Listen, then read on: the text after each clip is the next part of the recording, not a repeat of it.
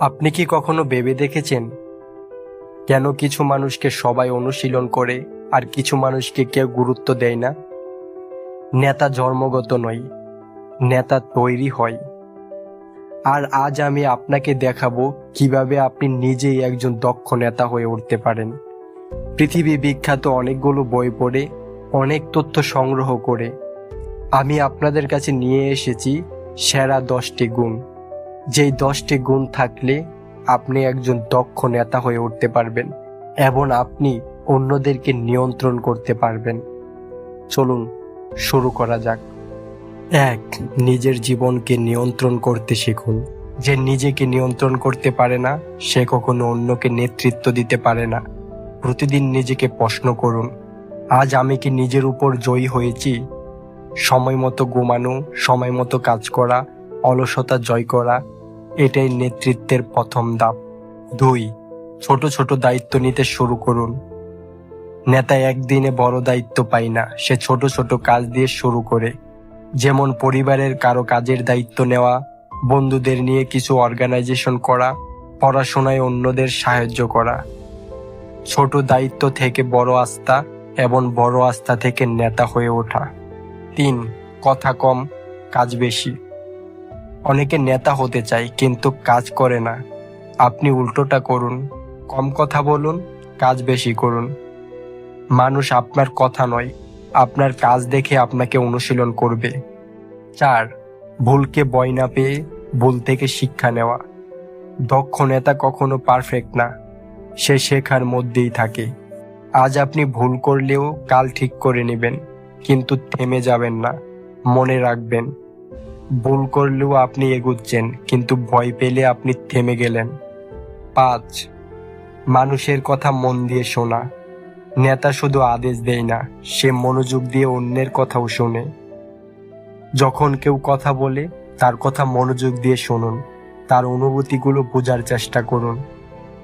এই একটা গুণ আপনাকে অন্যদের থেকে আলাদা করে দেবে। 6. নিজেকে প্রতিদিন একটু একটু করে উন্নত করা। নেতৃত্ব মানে উন্নতি। প্রতিদিন 10 মিনিট করে নতুন কিছু শিখুন, একটা ভালো অভ্যাস গড়ে তুলুন এবং একটা খারাপ অভ্যাস ত্যাগ করতে থাকুন। ছোট ছোট উন্নতি থেকে বড় পরিবর্তন আসবে এবং আপনি ধীরে ধীরে একজন দক্ষ নেতা হয়ে উঠবেন। 7. কঠিন সময়ে স্থির থাকা। যখন সমস্যা আসে তখনই আসল নেতা বোঝা যায়। সবাই যখন ভয় পায় আপনি তখন শান্ত থাকুন।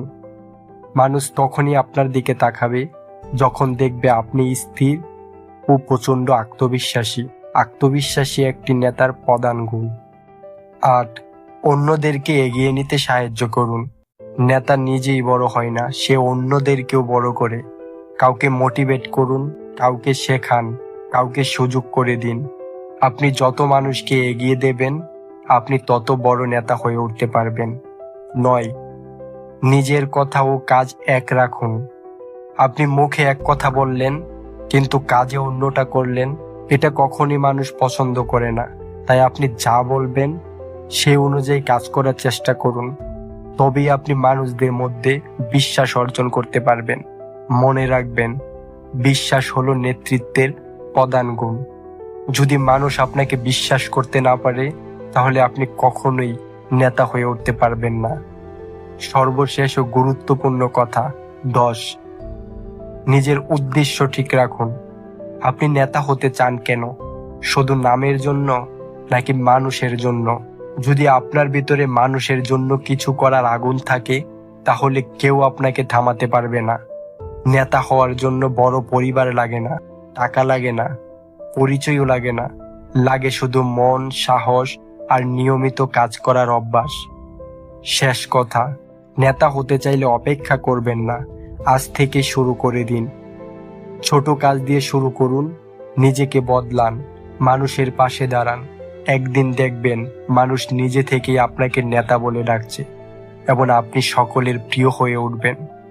আশা করি এই ভিডিওটি আপনাদের উপকারে আসবে এবং আপনারা আজ থেকে কাজ শুরু করে দিবেন নিজেকে একজন লিডার হিসেবে প্রতিষ্ঠিত করার জন্য। এরকম ধরনের আরো ভিডিও পেতে অডিও বুক পেজের সাথে থাকুন